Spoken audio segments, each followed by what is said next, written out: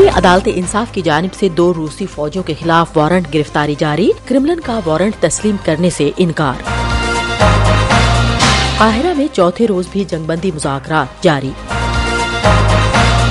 چین اور فلپائن کے بحری جہازوں میں تصادم، امریکہ اور چین کی ایک دوسرے پر تنقید۔ وائس آف امریکہ واشنگٹن سے اہم خبروں کے ساتھ سعدیہ زیب رانجھا۔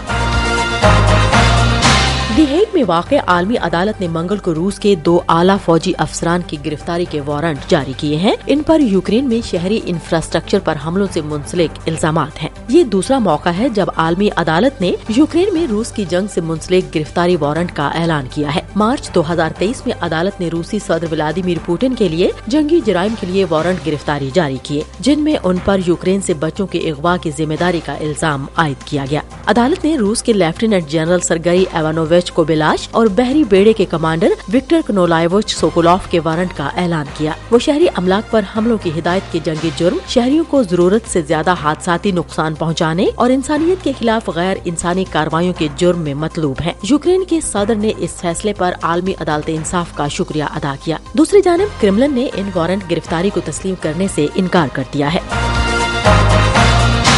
قاہرہ میں بین الاقوامی ثالثوں کے حماس کے ساتھ چوتھے روز بھی مذاکرات جاری ہیں اور لڑائی کو روکنے کے منصوبوں پر تبادلہ خیال کیا جا رہا ہے۔ حماس اور امریکہ کے ایلچی قاہرہ میں قطری اور مصری ثالثوں سے ملاقات کر رہے ہیں تاکہ 6 ہفتے کی جنگ بندی، سینکڑوں فلسطینی قیدیوں اور باقی ماندہ یرغمالوں کے تبادلے اور غزہ کے لیے امداد کے بہاؤ میں اضافے پر بات کی جا سکے۔ دوسری جانب حماس کے ایک سینئر اہلکار نے کہا ہے کہ وہ غزہ کی پٹی میں لڑائی روکنے کے لیے جاری مذاکرات پر امریکہ سے ناخوش ہیں۔ حماس کے سینئر عہدیدار اسامہ حمدان نے کہا کہ ان کے خیال میں امریکی انتظامیہ کے لیے اسرائیلی رائے کی حمایت کرنا ایک سیاسی مذاق ہے کہ اسرائیل کو یہ حق حاصل ہے کہ وہ چند ہفتوں کے لیے قتل و غارت کو روکے اور پھر چند ہفتوں بعد اسی روش پر واپس آ جائے۔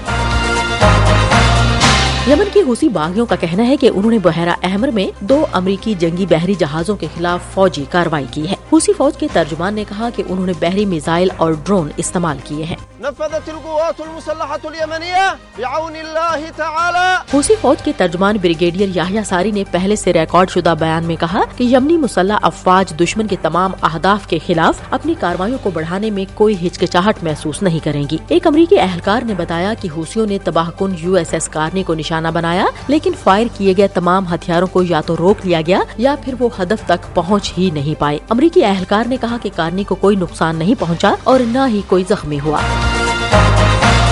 چین اور فلپائن کے ساحلی محافظوں کے جہاز متنازع جنوبی بحیرہ چین میں آپس میں ٹکرا گئے اور فلپائن کے عملے کے 4 ارکان اس تصادم میں زخمی ہو گئے۔ چین میں حکام نے اس واقعے کے بارے میں زیادہ تفصیلات نہیں بتائیں، لیکن ملک کے ساحلی محافظوں نے کہا کہ فلپائن کے بحری جہاز غیر قانونی طور پر علاقے کے پانیوں میں گھس رہے تھے اور ان میں سے ایک پر چینی جہاز سے ٹکرانے کا الزام عائد کیا۔ پینٹاگون نے متنازع جنوبی بحیرہ چین میں چینی اور فلپائن کے کوسٹ گارڈ کے بحری جہازوں کے تصادم کے بعد بیجنگ پر سخت تنقید کی ہے۔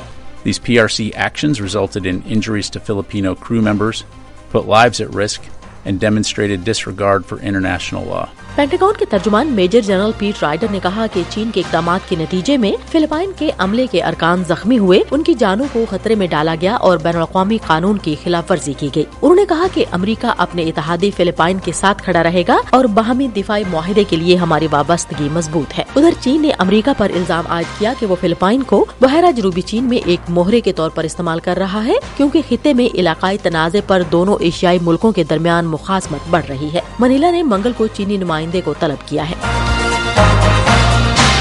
سعدیہ زیب رانجھا اور ایڈیٹر تھیں بہجت جیلانی۔